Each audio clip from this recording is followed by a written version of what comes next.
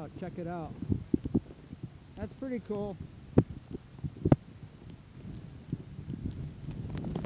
I'll tell you people, only in Maine do you get people on a snowstorm going down the street in a canoe. What really is making this storm intense, people, is the wind. We've got 40-mile-an-hour sustained winds with gusts up to 50 miles an hour. That's 50 miles an hour. Woo! But that wind is just brutal. Better get out of the road here. Visibility is really, really poor. Only bare ground is the wind is just buffeting the ground.